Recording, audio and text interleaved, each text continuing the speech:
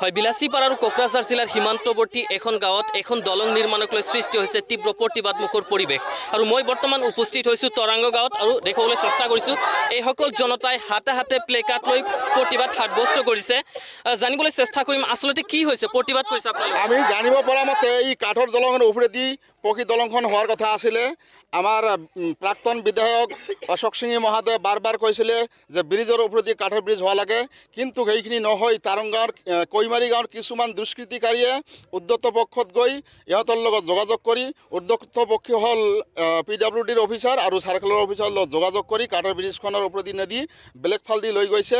আৰু যিখন স্থাপিত হৈছে দুটা খুঁটি ইতিমধ্যে আমাৰ এজনৰ দখলীয়া মাটিত, এজনৰ পাট্টালেন মাটিতে দুখন খুঁটি ইতিমধ্যে হৈছে। গতিকে আমি ক'ব বিচাৰোঁ এইখন চৰকাৰে অনতিপলমে তদন্ত কৰি আমাৰ ব্ৰিজখন সঠিক পথেদি লৈ গৈ আমাৰ এই পিছপৰা অঞ্চলৰ মানুহবিলাকৰ যাতায়াত কৰাৰ কাৰণে সুবিধা কৰি দিয়ে, এইখিনি আমাৰ অনুৰোধ চৰকাৰৰ ফালত। হয়, আপুনি কি ক'ব?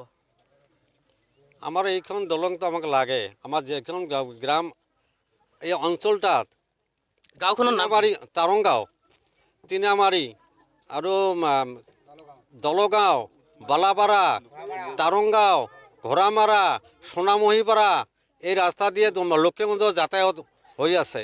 সেই ৰাস্তা এইখনে মূল ৰাস্তা, মেইন ৰাস্তা হ'ল এইখনে। মেইন ৰোড হ'ল এইটো ৰাস্তা, মানে বেছিপাৰা গ'লেও আমি এই ৰাস্তা দিয়ে যাব লাগে। কিন্তু বৰ্তমান হৈছে কি? বৰ্তমান হতবা কৈমাৰীগাৰ কিছুমান ল'ৰাই এই ৰাস্তাটাক মানে অন্যফালে একটা গ্ৰামেৰ কাৰণে তোমৰা ৰাস্তাটা বেলেগ ফালে লৈছে আৰ কি। আপোনালোকৰ দাবী কি? আমাৰ এই ৰাস্তাতে এইটো হ'ব লাগে সৰকাৰেৰ। আপুনি কি ক'ব? মই বেছি নকওঁ। আমাৰ বিলাসীপাৰা পূব সমষ্টিৰ প্ৰাক্তন বিধায়ক অশোক সিং কুমাৰ আমাৰ এইখন ব্ৰিজ, কাঠৰ ব্ৰিজৰ ওপৰত এডজাষ্টিং এখন RCC ব্ৰিজ দিছিল, কিন্তু কৈমাৰীমাৰ কিছুমান ৰাইজে কৰ্তৃপক্ষক মেনেজ কৰি পেলাই এই ব্ৰিজখন, কাঠৰ ব্ৰিজৰ ওপৰত এডজাষ্টিং ব্ৰিজখন নহয়, এই ব্ৰিজখন আনফালে দিয়ে কিয় হ'ল, এই ব্ৰিজখনৰ ওপৰত তদন্ত দি আমি আমাৰ এইখন গাঁৱৰ পৰম উপকাৰ কৰে যেন এয়া মোৰ অনুৰোধ। আৰু এইখন গাঁৱৰ এইটোৱে ৰাস্তা, মেইন ৰাস্তা।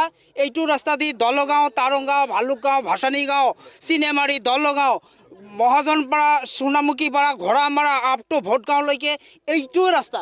এই যিটো ব্ৰিজত ৰাস্তা হৈ আছে, ব্ৰিজ হৈ আছে, এইটো ৰাস্তাৰ অকল এখন গাঁও, কৈমাৰী গাঁৱৰ এখন গাঁৱৰ কাৰণত এইখন ব্ৰিজ কিয় এইফালে দিলে কৰ্তৃপক্ষে আমি নাজানো। কৰ্তৃপক্ষৰ কিবা মেনেজ হৈছে নেকি, আমি আমাৰ সন্দেহৰ আওতাত পৰি গৈছে।